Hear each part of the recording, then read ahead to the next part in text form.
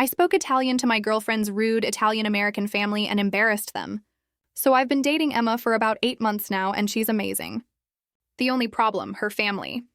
They're one of those Italian-American families who never shut up about being Italian, even though none of them have ever been to Italy. And the closest they get to speaking Italian is saying Gracier at Olive Garden. Emma warned me before I met them. She said her dad Marco and her uncle S always do this thing where they throw around random Italian words to seem authentic, especially when they want to intimidate someone or show off. Her mom does it too, but mostly just says Madonna Mia every 5 seconds. The first time I met them was at Sunday dinner at her parents' house in Jersey. I walked in and immediately Marco goes, "Hey, you must be the boyfriend." "Come stop," I just smiled and said, "Hi," because honestly I had no idea what he said. Then throughout dinner, they kept dropping these Italian phrases and looking at me like I should be impressed or something. Uncle S kept calling me Razzo, which I'm pretty sure he thought meant tough guy or something. Here's the thing they didn't know. My mom is actually from Milan, like actually from Italy, not Italian-American. She moved here when she was 25, and I grew up speaking both English and Italian at home. I'm completely fluent, but Emma had never heard me speak it because why would it come up?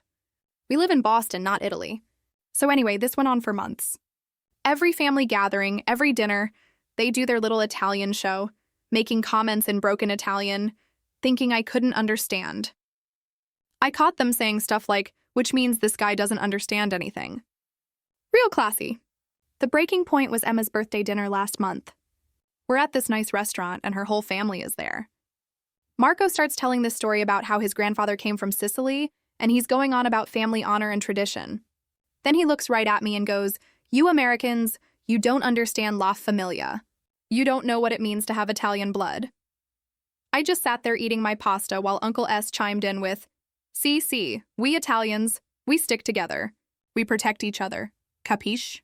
He was trying to sound threatening, but honestly, he just sounded like he learned Italian from watching The Godfather.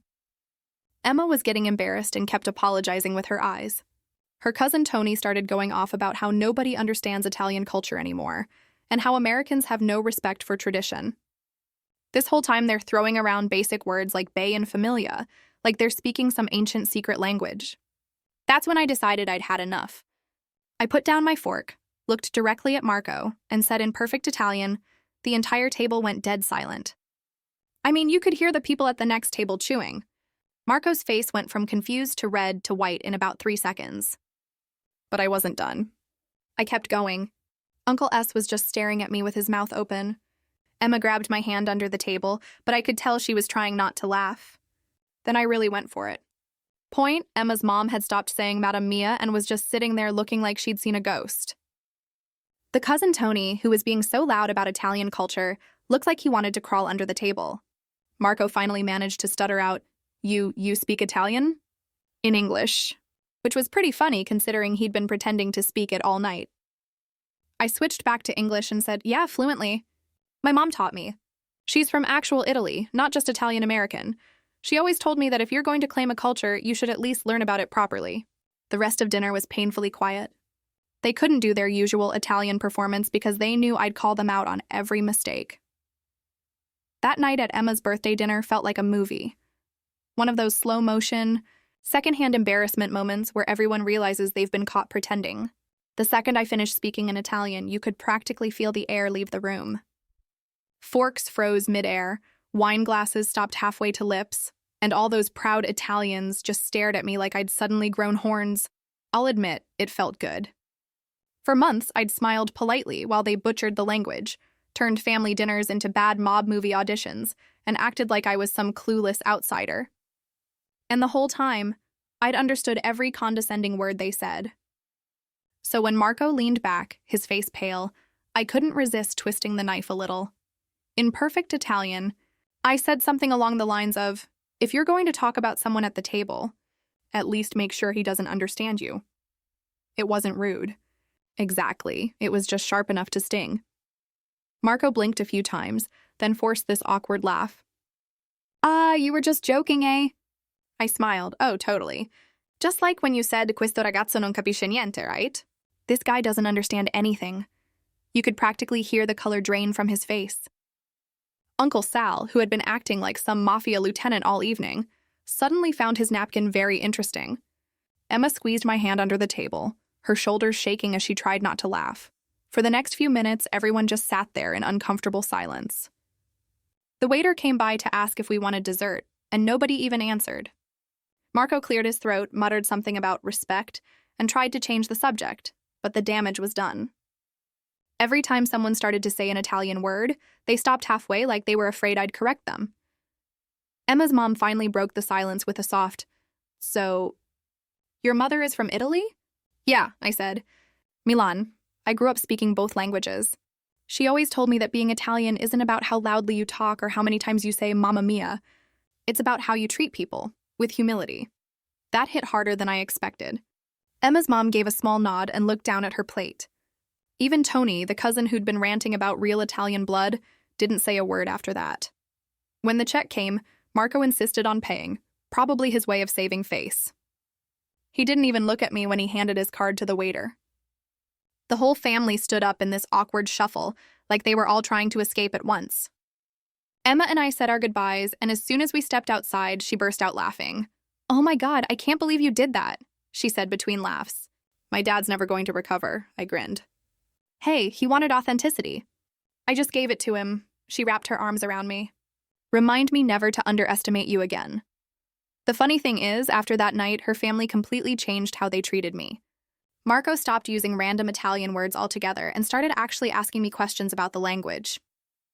Uncle Sal, of all people, asked me to teach him how to say more than capiche. Emma's mom even invited me to cook with her one Sunday, saying, "Maybe you can show me how real Italians make sauce." It was like I'd passed some secret test I never signed up for. Now, when we have family dinners, they still talk about being proud of their heritage, but with a little more humility and a lot less fake accent.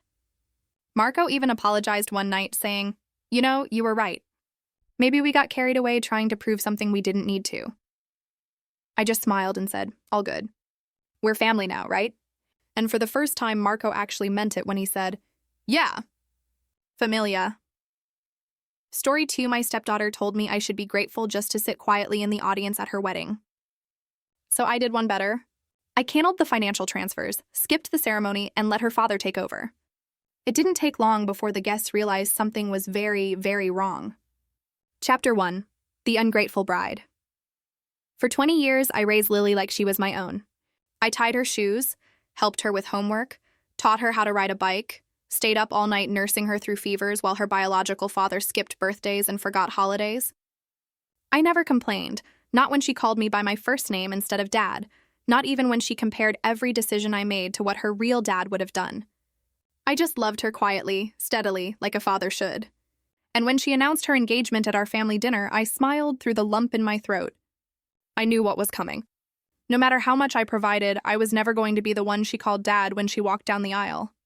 Still, I offered to cover the wedding expenses. "Whatever you need," I said. "It's your day. Make it magical." My wife beamed at me across the table. Lily gave a small, polite smile, but it wasn't joy in her eyes. It was calculation. A few weeks later, I was reviewing the venue deposit when Lily knocked on my home office door. She stepped in, white binder in hand, filled with planning schedules, floral options, and guest lists. "We need to talk," she said. I closed my laptop and gestured to the chair. She didn't sit. "I've been thinking for the ceremony," she began. "It would be better if you just sat in the audience." Quietly, I blinked. "You don't want me to walk you down the aisle?" She looked away. "It's not personal. But you know, people know you're not really my dad." "Not really my dad." The words hung in the air like venom. She continued without flinching. "My real father will be there. I don't want to make things awkward." I sat there stunned. "Of course," she added. "You'll still be seated with the family, just not in the front. I hope you understand. I paid for her private school, her therapy when her real father ghosted her for 2 years, her college tuition when his checks bounced, and now I was being relegated to the back row like an afterthought." I didn't yell. I didn't argue. I simply said, "Of course, Lily, I understand completely." She smiled relieved. "I knew you'd be mature about it." I smiled back, but it wasn't relief on my face. It was resolve. Because what Lily didn't know was that everything from the dress to the venue to the catering, the flowers, even her honeymoon bookings was still under my name, and all those transfers, not a single one had been finalized. She wanted me quiet. She would get silence, but not the kind she expected. Chapter 2. You're just the wallet. 2 weeks before the wedding, I was in the middle of a work meeting when my phone buzzed. Stepdaughter Anna, hey, just wanted to confirm. You'll be sitting in the audience, not the family section. It's better that way. Hope you understand. No hi, no thank you, just that. I sat there stunned. Was I reading that right? The same stepdaughter whose tuition I paid, whose car I bought, whose braces I funded? That evening, I tried to talk to my wife, Julia, Anna's mother, but she was distracted, flipping through a wedding magazine. Sweetheart, I began. Anna sent me a message about the seating arrangement. She said I should just sit quietly in the audience. Is that true? Julia barely looked up. It's her special day. Don't take it personally. You're not her real dad anyway. That sentence hit harder than I expected. I had been her dad in every way that mattered for 15 years. Diapers, fevers, first heartbreak, high school graduation, college applications, every milestone, I was there. And now I was just not her real dad. But that wasn't even the worst part. Later that night, I overheard a conversation between Julia and Anna on speakerphone. Anna, he should be grateful we even invited him. He's not walking me down the aisle. That's Dad's job. And anyway, what's he gonna do, sulk? He always does whatever you tell him. Julia chuckled and replied, Don't worry. He knows his place. He'll write the checks and stay quiet. That was the moment something inside me shifted. They didn't see me as family. They saw me as a wallet, a bank account with legs. And that's when I decided I wouldn't be part of the performance anymore. Not as an ATM, not as a placeholder, not even as a guest. They wanted me quiet. Fine. But they were about to experience the loudest silence of their lives. Chapter 3. No longer dad, just the wallet. The morning of the wedding arrived like any other. Sunlight filtering through the blinds, the hum of distant traffic. But inside me, it was dead silent. No excitement, no nerves, just a dull, heavy weight that had been building ever since that conversation in the dining room. I watched from the living room window as the bridal car pulled into the driveway, rented, of course, on my dime. Kayla rushed out in her white gown, beaming from ear to ear. Her biological father, Martin, stumbled out behind her, his suit wrinkled, his tie crooked, and his breath unmistakably spiked with vodka. Classic Martin. I could almost hear her voice from earlier that week echoing in my head. You should be grateful just to sit quietly in the audience. It's not your place to give me away. That had been the final blow, not the years I spent raising her after her biological dad abandoned them. Not the college tuition I covered, nor the car I bought her. Not even the fact that her wedding venue, catering, dress, and honeymoon fund had been transferred from my account. I was being erased quietly, painlessly, like a checkmark removed with an eraser. But what they didn't know was I had a spine and I had a plan. I had called the wedding coordinator 2 nights ago. Hi, this is Jeremy, stepfather of the bride, I said calmly. I'd like to cancel the transfer for the honeymoon suite and catering payment. Yes, I understand the penalty. I'll pay it, but under no circumstance should those vendors expect to be paid from my account. Then I called the florist, then the decorator, then the private car service. Every major component I had agreed to fund now retracted. The only thing I didn't cancel was the wedding venue itself. I wanted them to gather. I wanted the show to begin. But Act 2, that was mine. I didn't attend the ceremony. Instead, I packed a small suitcase and drove out to the lake house. I left my phone on silent, knowing that once the chaos began, it would light up like a Christmas tree. But I did leave one thing behind, an envelope addressed to Kayla. It sat in the foyer on the entry table right next to the framed picture of her high school graduation. Me standing beside her, beaming with pride, that photo would soon be missing from the wall. Inside the envelope was a letter. Kayla, today was supposed to be your day. I had dreamed of walking you down that aisle ever since you first called me Dad. But over time, I realized I was just a placeholder, not a father, just a sponsor. So today I'm stepping aside. You said it best yourself. I should be grateful to sit in the audience, but I think I'll choose a better seat somewhere far from ungrateful hearts. Enjoy the wedding. I hear Martin gives great toasts. Jeremy, back at the venue the guests had gathered. The music played. The bride waited. And then everything began to unravel. The waiters stopped serving. The florist never arrived. The car service pulled away with a confused shrug, and just as the officiant asked for the father to come forward and give the bride away, Martin threw up behind the podium. All eyes turned toward the empty front row seat. Where's Jeremy? Someone whispered. Kayla's hands began to shake because what came next would turn her perfect day into a lesson she'd never forget. Chapter 4. The Empty Chair. The wedding day arrived with sunshine and Instagram-ready skies. Guests buzzed with excitement as they filled the garden venue, snapping selfies under floral arches and sipping champagne. Every detail screamed money, my money. The wedding planner, the gourmet catering, even the custom string quartet, all of it had been funded by me. And yet there I was, not in the front row, not walking her down the aisle, not even acknowledged in the program. I was told by my stepdaughter, Riley, that I should be grateful just to sit quietly in the audience. So I didn't even do that. I stayed home. I poured myself a whiskey and sat by the fireplace, watching the clock tick past the ceremony's start time. Calm, cold, detached. I didn't even check my phone. But back at the venue, chaos was blooming like wildfire. Riley walked down the aisle on her biological father's arm. He looked as uncomfortable as a man holding a borrowed trophy. My absence had gone unnoticed by a few. Until the best man stood up for his toast. "I just want to thank the man who made all this possible," he said into the mic. "Where is he? Where's Mr. Thomas?" Murmurs swept through the crowd. The videographer turned the camera toward the empty chair in the front row. The wedding planner nervously whispered to her assistant. The bride's smile stiffened. Then came the second wave. The reception coordinator pulled Riley aside, quietly informing her that the final balance for the venue hadn't been paid. Nor had the florist, nor the DJ, nor the photographer, nor the caterer, who had already served the appetizers, but now refused to bring out the entree until payment was confirmed, and the honeymoon suite canceled. The luxury car rental never picked up. Her biological father, confused and humiliated, didn't have the funds or the willingness to save the day. Guests started whispering, some even slipping away early once they realized the open bar had been closed mid-reception. The facade crumbled faster than a cake in the rain.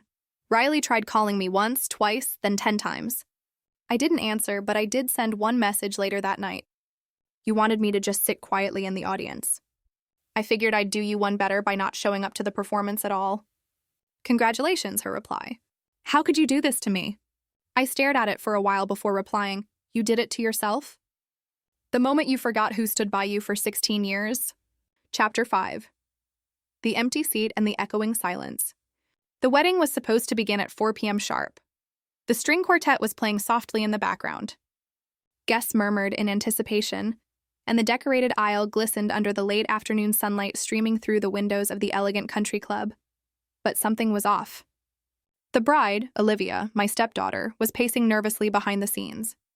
Her makeup artist had just finished the final touch-up, but instead of walking out radiant, Olivia kept glancing at her phone, frowning deeper with each passing minute. Her mother, my ex-wife Patricia, was already seated front and center, a smug look on her face as if she'd won some long-fought battle. And beside her sat a man with solid back hair, Olivia's biological father, Jeff, the one who vanished when she was barely 2 and only reappeared when the wedding invitations hinted at wealth and opportunity, the seat that wasn't filled. There was a glaring emptiness at the front. My seat. It wasn't just any seat. It was the one with a tiny plaque reading "Father of the Bride." The one where I was supposed to sit, beam with pride, and walk Olivia down the aisle. A role I dreamed of fulfilling despite everything. But I wasn't there. And it didn't take long before whispers started circulating through the guests. "Isn't that her stepdad's seat? Where is he? Did something happen?"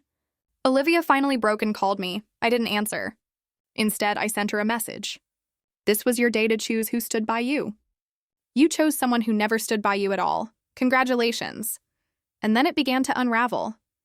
When the officiant stepped forward and asked, "Who gives this woman away?" Jeff stood up, trying to look dignified.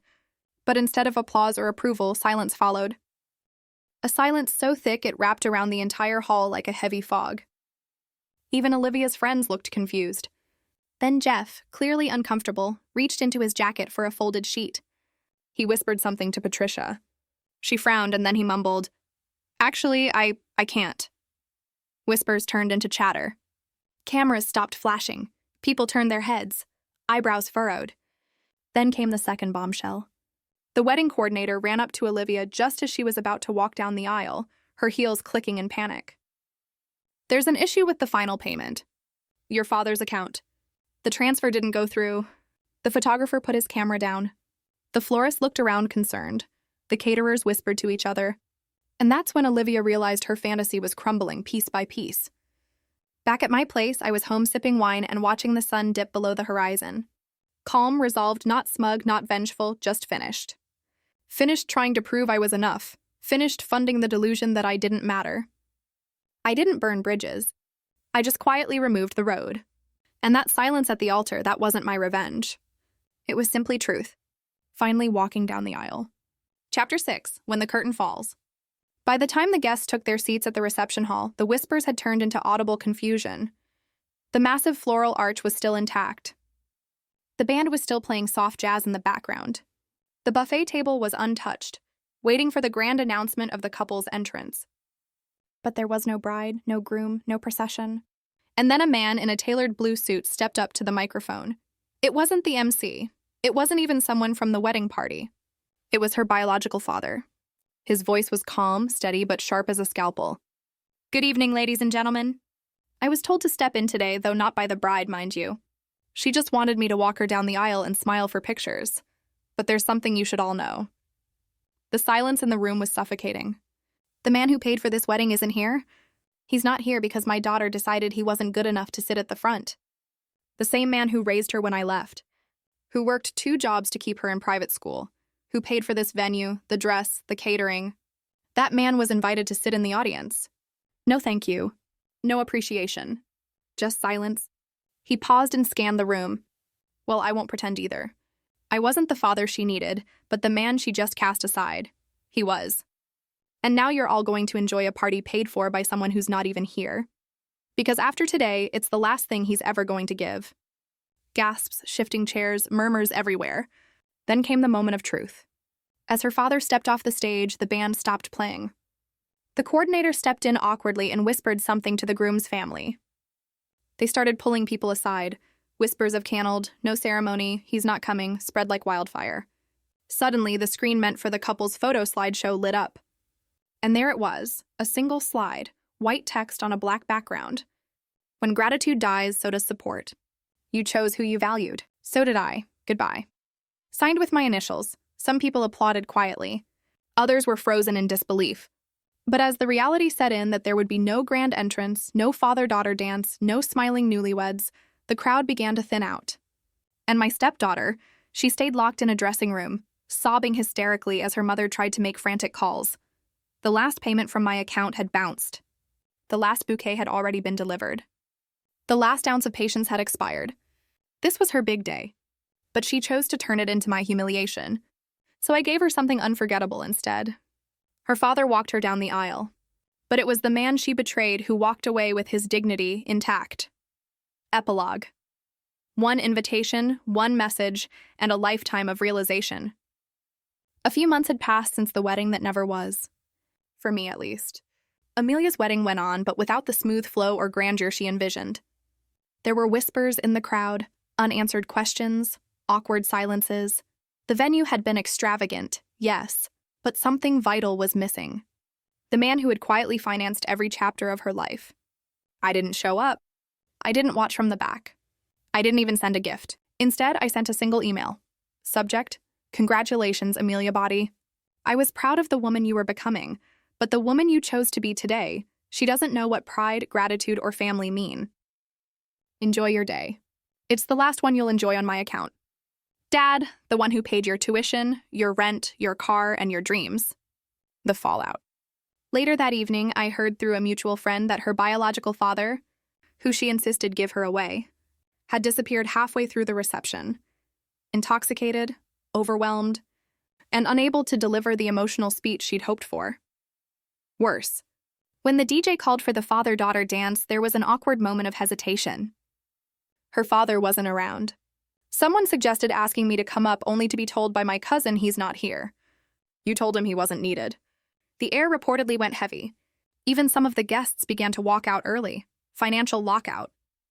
In the days that followed, Amelia discovered that every automatic transfer, her condo payments, her credit card safety net, even her postgraduate tuition fund had stopped. The joint accounts I'd previously maintained for her benefit were closed. I had legally removed myself as a co-signer. Her husband, who had once grinned at me smugly over brunch, now faced a harsh reality. No more fallback, no silent sponsor, no invisible wallet. The message that changed everything. Weeks later, I received a letter. Yes, a handwritten letter. In it, Amelia apologized, not just for the wedding, but for all the ungrateful moments she now recognized. The time I stayed up all night helping her write college applications. The weekend I canceled my work trip to drive her 6 hours to visit her dream school. The job interview mock sessions. The tears I wiped when her ex left her. And the thousands of quiet sacrifices I never once used to guilt her. She ended the letter with one line that hit me harder than I expected. You never asked for anything back. I now realize that maybe all you wanted was to be seen. Closure. I didn't reply, not out of anger, but peace. Because finally she did see not just me, but herself. She learned a valuable lesson the hard way. And for once, I didn't have to say a word. Moral of the story, gratitude isn't shown with grand speeches. It's in respect, acknowledgement, and inclusion. Sometimes the most powerful revenge is silent withdrawal and letting others feel the absence of everything they once took for granted. Was this revenge perfectly justified?